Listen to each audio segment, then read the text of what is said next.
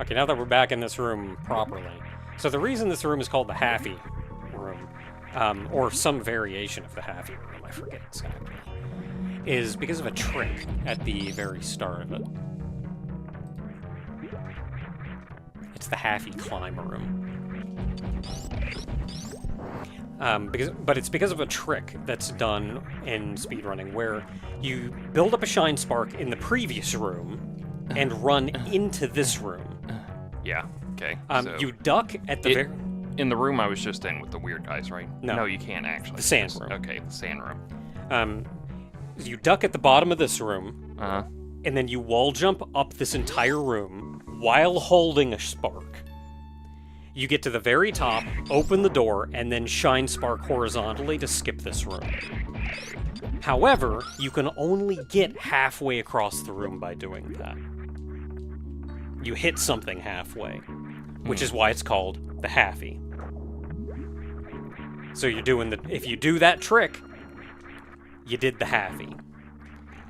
People have since then figured out how to hold that spark for just a little bit longer, and you get to the top of the room, open the door, get in the room, jump just a little bit, and then shine spark across the room, and you go the entire length of the room. Oh, this is where you actually get her, like, full thing. Yeah.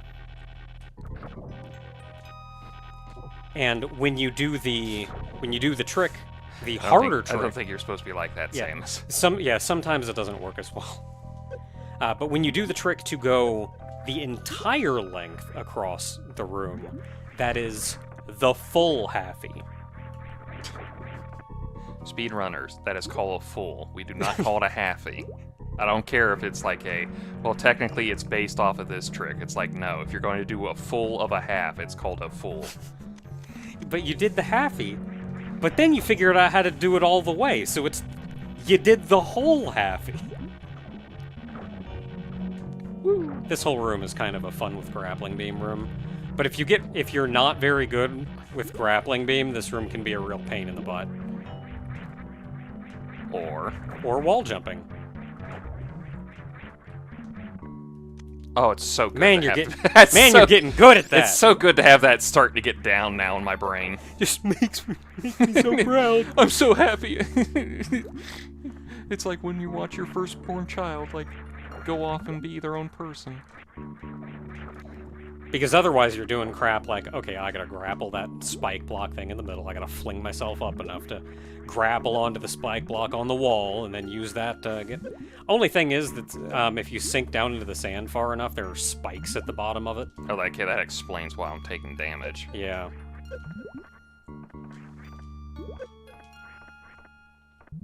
Like, I think the fastest way out of sand is to just mash. Like, run back and forth and mash in order to, like, spam spin jump effectively. But if you manage to get out of the sand, especially if you don't get out of the sand all the way, you only get out like a couple pixels and go back in. Mm-hmm. If you're spin jumping into the sand, you just, like, bury yourself in it. Like, this sand is real frustrating because the only way to get out of the sand is the exact thing that will bury your sorry butt right back in it.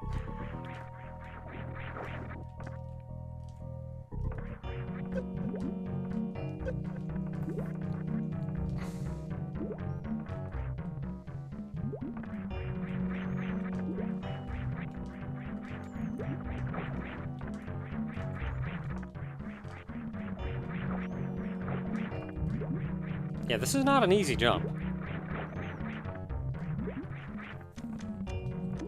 Yeah, you may actually be better off trying to do grapple here.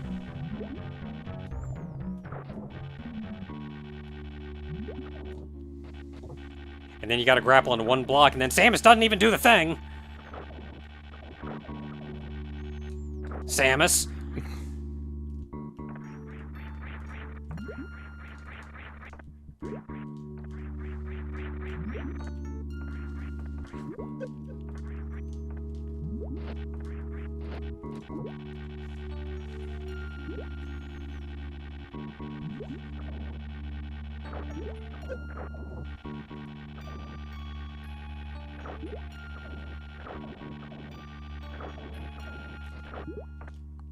That looked like good aim. You were just too far away.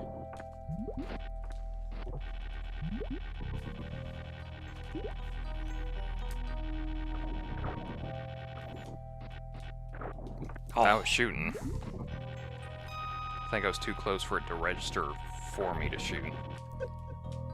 No, you can do that point blank. Oh. Oh, the game just didn't like me at that moment. Because as a kid, if you remember the one really big room with the near the beginning of Maridia that had the grapple blocks along the top of it. Mm-hmm. As a kid, I was really bad at aiming grappling beam to hit like that one block that was hanging down that you gotta grab. So what I ended up doing was I would fling myself up and hit like the thing, that dangling thing from the side. So I would then fall down and just shoot the block point blank from the side to hit it. Oh, you almost could have just got up there. That's what I was trying to do, but her momentum just died out of nowhere. Oh, momentum. Too much vertical, not enough horizontal. This room is kind of a pain, but I think it's that way on purpose.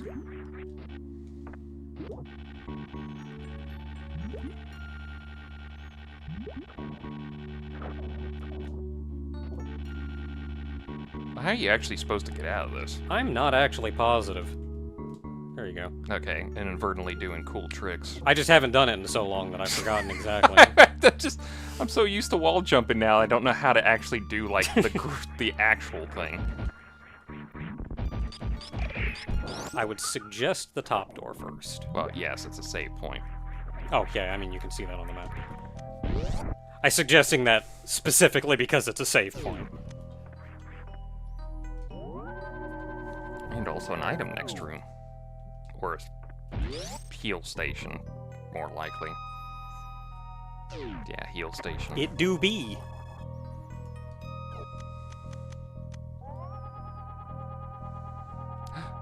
That stuff's not real. The rocks are fake. Oh no, I'm erasing layers. That's the funny thing, 'cause that's literally what just the X-ray beam is doing. It's just erasing the Yeah, layers. it's just don't show you the top layer.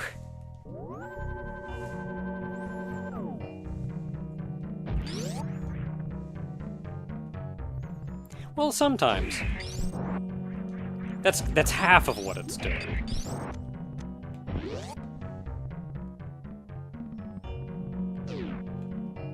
Though granted, internally, I don't really know how... Not yet, not yet. So this is actually a really nice little teaching point that the game does, and you just fell right into that. Just kinda... I mean, I guess you still learned one way or the other. The crap? Just stood on that and it broke. So the assumption was that you go across that, and you just make it. And then, again, the assumption was that you get across here, and you just make it. Barry actually did this when I was forcing her to play Super Metroid. That's not worded that way. But it's when you use grapple, since that's a crumbling grapple block, when you swing across with that one, that block will then crumble and go away. Uh-huh. Leaving you with no way to get back without jumping into the spikes.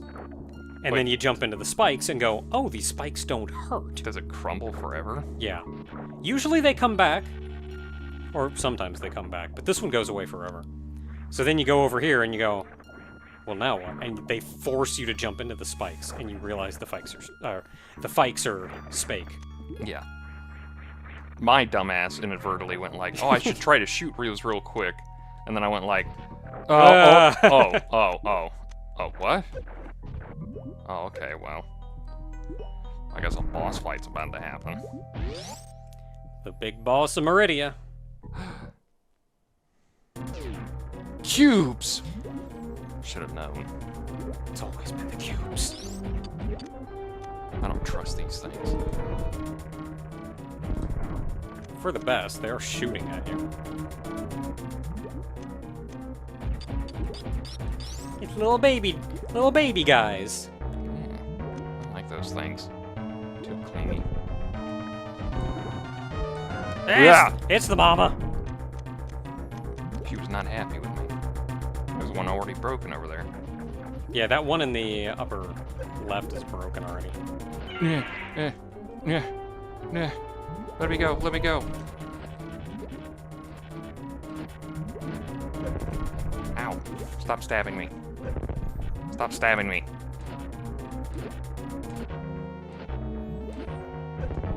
Ow. Stop it. Get fried.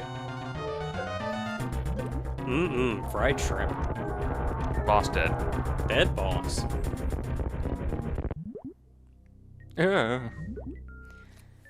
I think it's real neat that they put in that quick kill They against her. have been very good about throwing in quick kills to discover them, because Kraid does that in Dread. There's a quick kill for Dread that if you get that's right. You can like boost ball into him or something, can't you? You do not get the morph ball for the longest time. You beat Kraid before you get the morph ball. But if you sequence break and get the morph ball beforehand, you can come back. You have to get the bombs too. And you can go down to the very bottom of his arena, blow up a section. There's the shooter! And go into the shooter, and you shoot straight into his little belly button thing, and you just bomb him, and you instantly win the fight. Yeah, this was a real neat quick kill, and this is otherwise a shockingly challenging boss. Space jump! Space jump! Now I can jump forever, and no game will ever eat my inputs on jumps. It's the best and worst power-up in the game. It's the best because I can jump everywhere. It's the worst because I can jump everywhere until the game decides I'm not allowed to anymore. Yeah, it's the best because you can jump everywhere. It's the worst because sometimes you can't.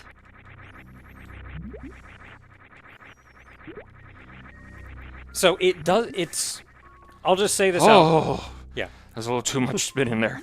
I'll just say this outright. If I have any complaints with this game, it is the space jump. It desperately needs to be fixed.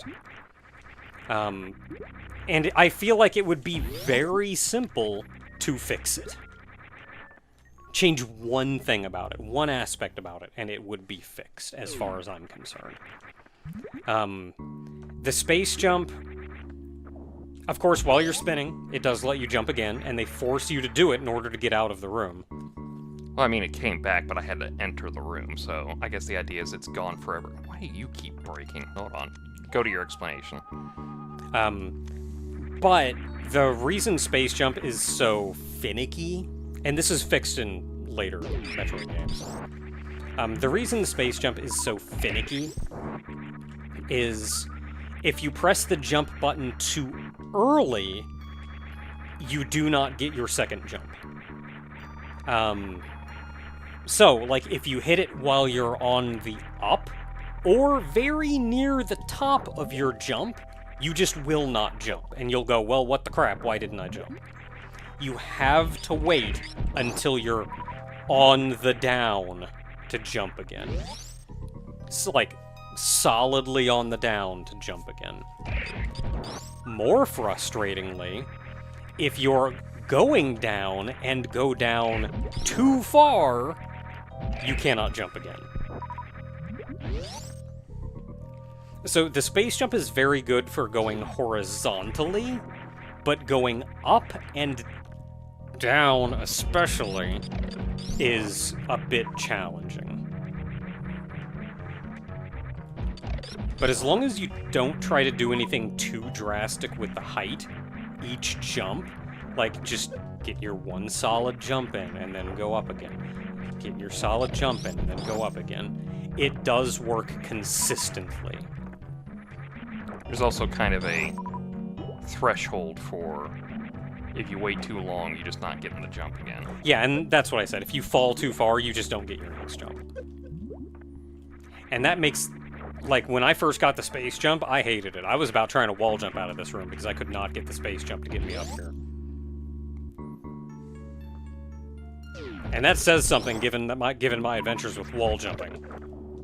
My first time playing this game.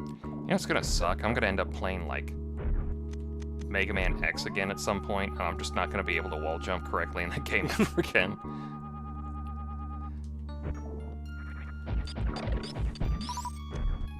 Like, you've already gotten out of here much faster than I did. Yeah, 12-year-old you. Yeah. But I think that's just a lot of the mechanics in this game, and this includes like the wall jump, the space jump, what have you, they are very consistent. They are 100% consistent. It's not like, oh, sometimes it works, sometimes it doesn't. It's kind of weird how things happen. They are 100% consistent, just unorthodox. Sometimes in objectively bad ways. Like, if I fall too far with the space jump, still let me space jump, you piece of crap.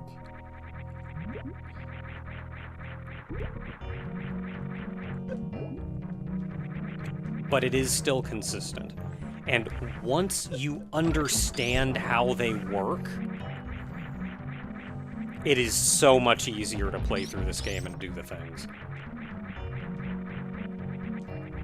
And just fixing the consistency of the space jump, I think, is like the one thing it needs to do to be fixed. Other Metroid games have also added quality of life things, which is like when you're falling, if you break out of a spin, while you're falling, if you hit the jump button, you go back into a spin, which lets you go back into a space jump. I don't consider that part of fixing space jump. I consider that a very nice quality of life improvement added. Though that's kind of semantics at that point.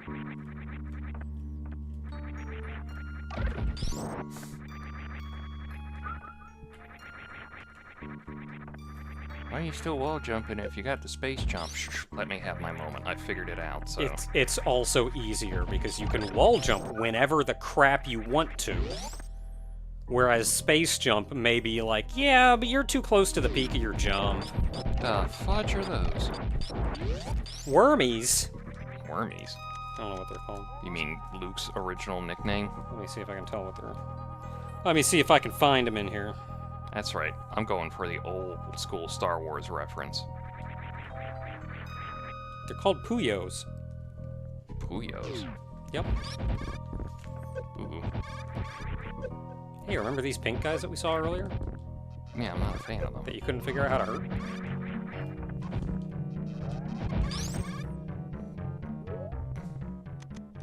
I know how to hurt them. Nope. Man, look at him go. Like, fine, they can wall jump perfectly fine.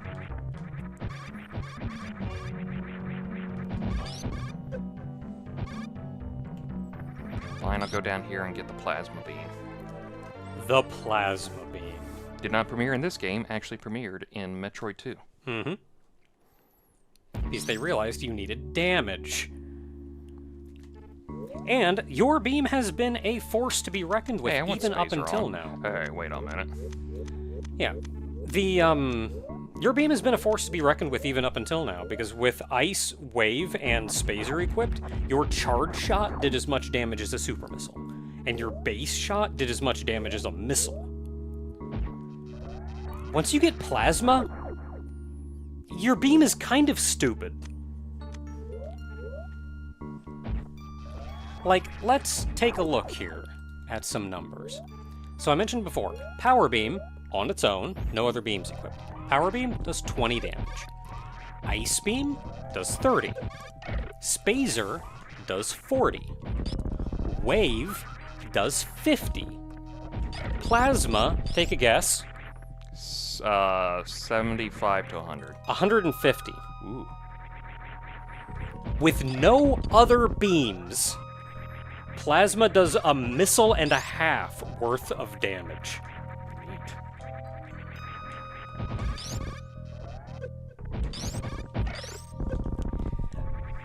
So, at this point, your beam is doing so much damage. And plasma, of course, is the only thing that can hurt these guys. At this point, your beam is doing so much damage that when not speed running, I turn ice off. Because it does make the beam do more damage, but you're gonna be like one-shotting almost everything, and having to stop and freeze everything means it actually takes longer to kill things. I've actually grown to like the ice beam and the fact that it's essentially just a "you're gonna leave me alone for the rest until I decide otherwise" kind of option. Where most guns are just basically bang bang, I shoot and kill you. The ice beam is just like, you chill out for a moment, haha, let's move on. So, to give you some additional numbers, so just plasma base is 150. As you've seen, you cannot equip plasma and spazer at the same time. Is there a specific reason for that? Data limitations mostly. Which is probably also why plasma does such a stupid amount of damage, is to compensate for the fact that you cannot equip spazer at the same time. Because plasma is effectively plasma and spazer. Because if you think about it, spazer does 40. So if spazer does 40 and plasma did 110, it would be the same damage as having both of them equipped at the same time. And plasma is already doing stupid damage. Even then, it's doing stupid damage. But as far as the game's concerned, it is data limitations, which I'll explain in a moment. I want to say, go to the right. This right? Yeah. So, that is plasma alone is 150. Ice and plasma, which ice did 30 damage. Yeah. Ice and plasma does 200. Neat. So equipping ice, you would think would increase the damage by 30. No, it increases it by 50. Ice, or not ice, plasma and wave does 250 damage.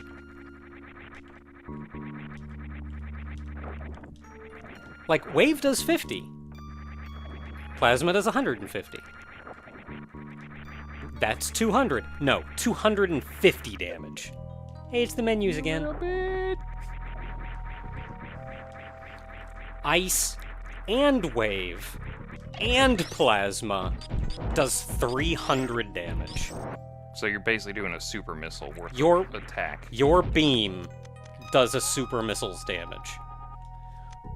It's just the fudge. It's just that ice, which is enough to kill, like, almost every enemy in the game in one shot. Which is why having the ice beam on at the same time almost slows you down. Because it's forcing every enemy to take 2 hits at a little bit of a delay. When just plasma wave alone would kill most enemies.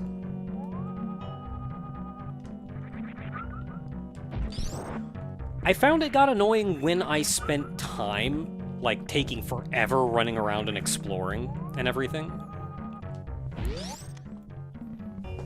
But when you're playing through at some reasonable pace, it's not really that big a deal. B-bombs.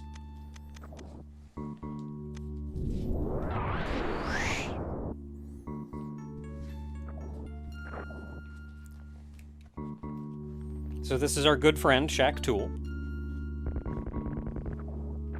He helps us out and has done nothing wrong. If you kill him, you're a monster. Alright, you can kill him.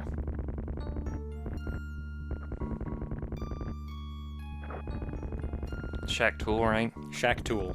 Move faster, Shack Tool. So Shack Tool There, I did a has... joke. He does have 300 HP.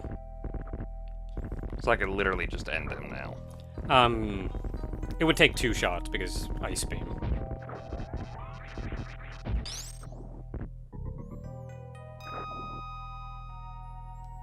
If you turn off ice, it would still take 2 shots because that does 250.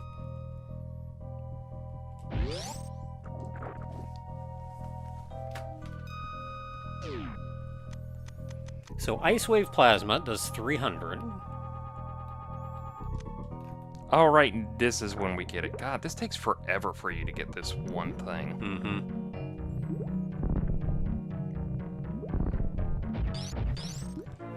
Spring Ball. And remember that charging your beam triples the damage. So, like, what, 900 for... If you charge Ice Wave Plasma, it does 900 damage. The equivalent of 3 super missiles. Boing.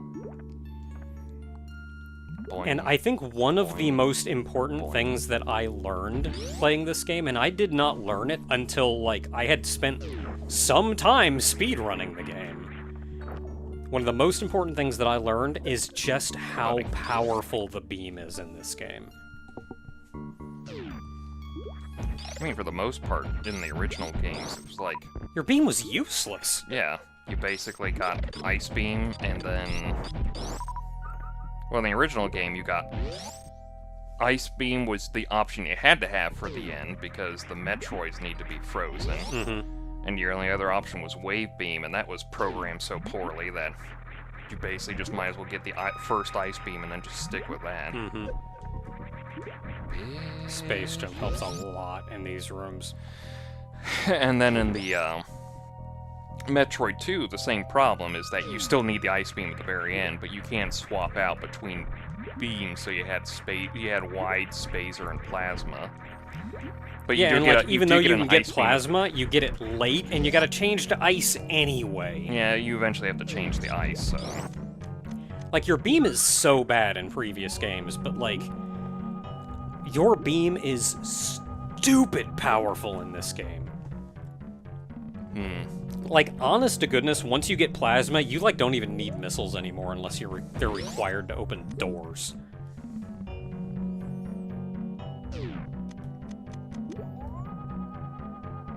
Yep, sand's real. I hate sand. It's coarse and gets everywhere. That's why I'm gonna become a Sith. I would almost have us do a Star Wars games, but Disney and John Williams would come for our throats. I wonder if they would care about, like, the NES ones, or the Super Nintendo ones. Maybe not. I think I've seen a couple streamers go through them and not really have a problem, but... It's still, like, the music. Like, oh, that's true. Those would be filled with the music, too. What was that one game I was playing? I'm gonna go there in a second. Oh, it's the clone one. Oh, I can't remember. Republic Commando. I love that game. That just came out, like, a remake recently. And...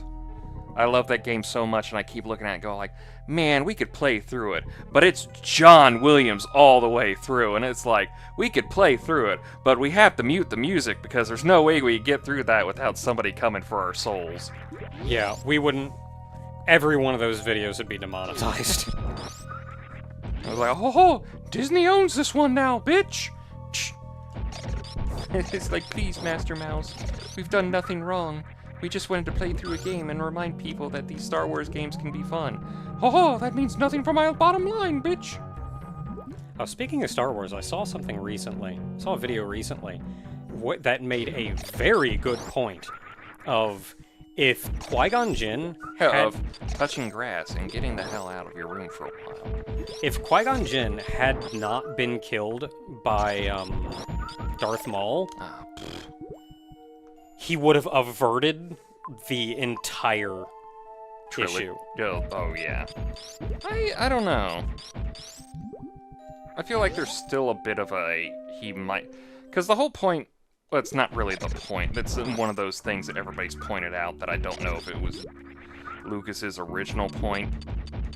and it just happened to work out that way. Mm-hmm. But the idea was that, like, the Jedi were falling to corruption that they weren't aware of, because the whole, like, in the original trilogy, the Jedi were defensive.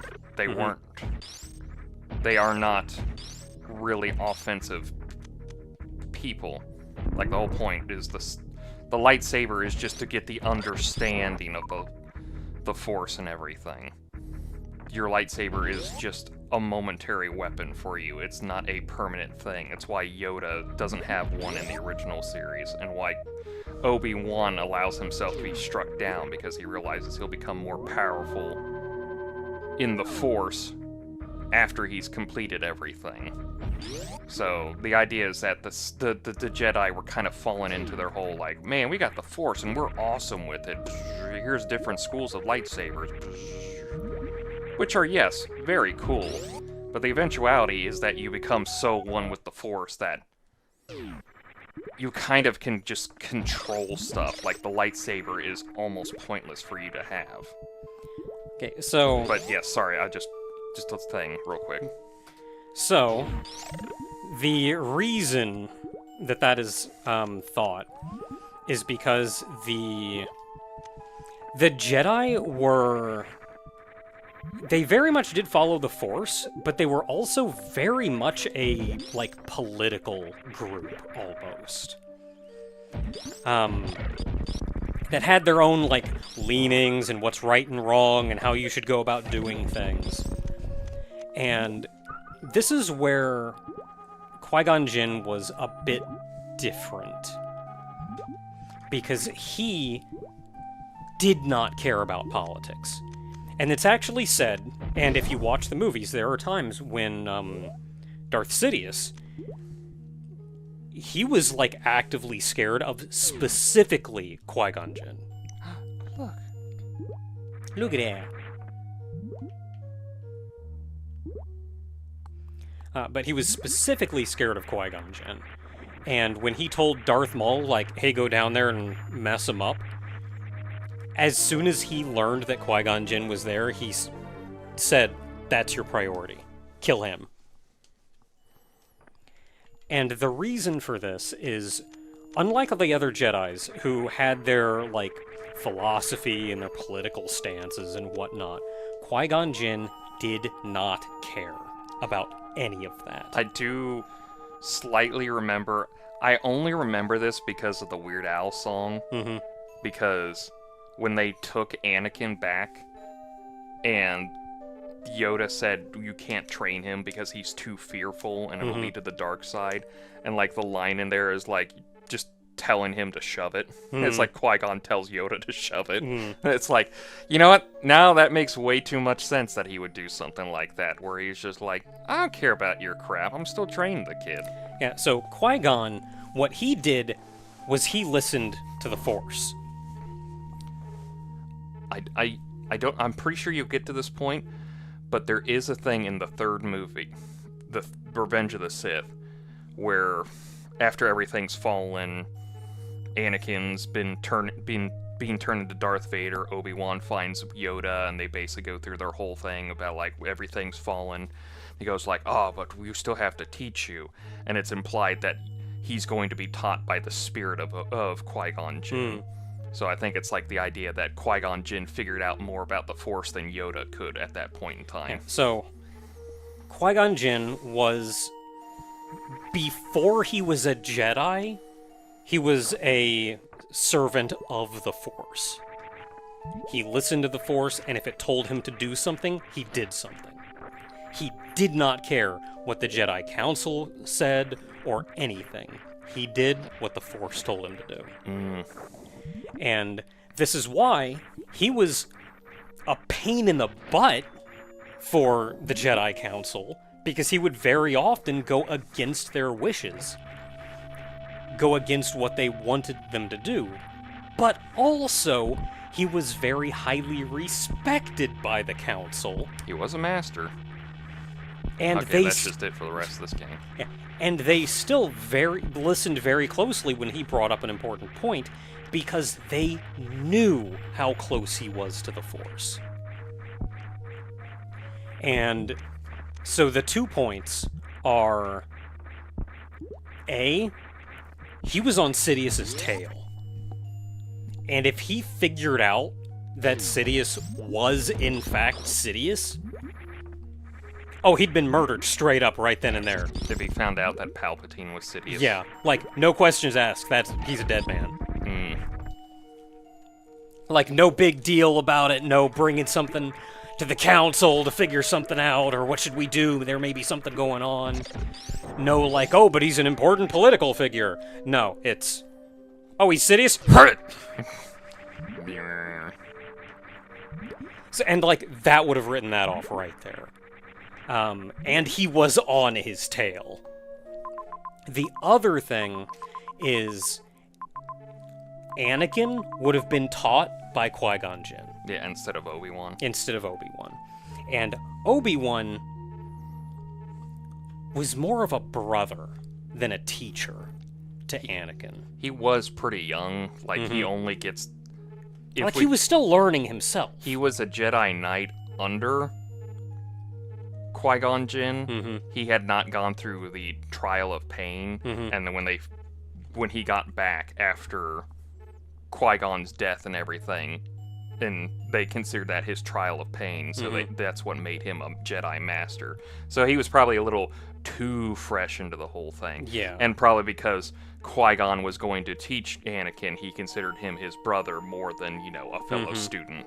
Yeah, and Qui-Gon would have been the teacher, which is A, that's what Anakin needed, and B, Anakin's debate with himself about good and bad and the greater good and following the Jedi Council and all of that, what he needed was to learn from Qui-Gon, who did not care about the Council. He only cared about listening to the Force. And if he had taught Anakin that, to listen to the Force and to follow its will, never would have gone dark side. That, and that's it. If Maul had not killed Qui-Gon Jinn, Qui-Gon would have prevented Anakin from falling to the dark side and killed the crap out of Palpatine, and that would have been the end of the show right there. Am I done in Maridia? More or less. There's a number of items around here, but you are otherwise done. You got Space Jump, Grappling Beam, Spring Ball. Spring Ball, yeah. That is it. You are now end game, effectively. Good to go. Not just late game, but end game. Alright, so I'll just... And if you hit R, stuff. you're only missing one thing. And a reserve tank. Then, like, a butt chunk of missile upgrades. Yeah, and like missile upgrades. 2 energy tanks, but I get I'm only missing one thing equipped to Samus. Yeah. So we're done. We're done here. Where do we go from here now? I guess go down to Brinstar, because the only other way is go up to Criteria, and that's like a bit much. Well, thinking about what you've gained, Plasma is pure destructive force. That's not going to help you get anywhere. It's Space Jump. There's probably a lot that I can get with Space Jump. Yeah, so... Because Criteria is just leading up to, like, the spot in Wreck Ship. So... Yeah, so your big question is, what does Space Jump let you do? I don't know. The hard part is there's no next map, even though there's an L button to hit here. Yeah. So I'm gonna go well, down to... L is just if you're looking at Samus, it takes you back to the map. I know, but I'm just gonna go down to Brinstar area and load up that map. Ow. My knee. Once you get there, probably a good time to call it. Yeah, we'll because get there at this point, we are wrapping up.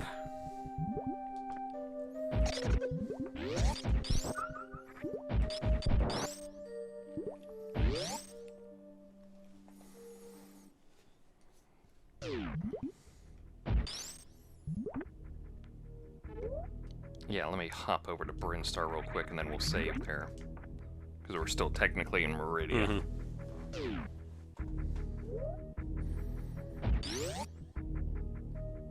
There was that... Oh yeah, there's that thing. I could probably get that now. Because I know Ridley's in Norfair, so we're gonna have to go down to Norfair to ice Ridley. Mm-hmm. But this is Brinstar. Was Kraid in Brinstar? Yeah, he was. So Kraid was here. Fantoon was in Wreck Ship. Dragia? What's the thing's name? Draygon. Draygon was just now in Maridia. I remember arguing with a friend when I was a kid who he said that Draygon was just dragon. It was just pronounced dragon. And I'm like, there's a Y in it. That's not how you spell dragon. And Ridley's the last one we need because there were 4 locks on that thing. Mm-hmm. The last one was Ridley. Yeah. So we're gonna have to go down to Norfair for that. But I do want to go back up and try to get that thing at some point. But that's a next time thing. So we'll go back to Norfair. We'll do that thing, then we'll do Norfair and yibbity yobbity bibbity bobbity. And any other like 100% stuff is probably going to be off screen unless it specifically needs to be on screen, because that's a lot to bore everyone with. Well, I was thinking, once you're ready for final cleanup, I can act as a kind of radar. My Aeon skill.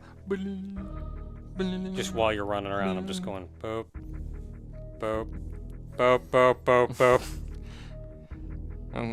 Naka, why do you have an air horn? So you're saying I'm close. I'm not telling you. I'm not telling you anything. All right, it's like I'm right on top of it. You just turn around and go. Just let it blare for like a full minute and go like. So I'm on top of it, right? Okay. Anyway, till next time, everybody. Get ready for our final wrap-up.